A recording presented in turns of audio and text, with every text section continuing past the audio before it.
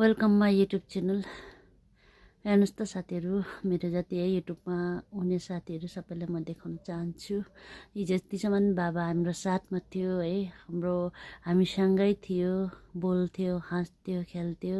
तर अहिले चाहिँ बाबा चाहिँ यहाँ हुनुहुन्छ।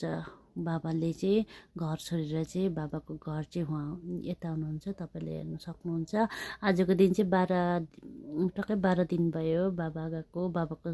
बाबाको घर यता हेर्नुहोस् है सबैजनाले। मान्छेको लाइफ पनि एकै केही होइन रहेछ है, अहिले के छ अहिले के छैन है।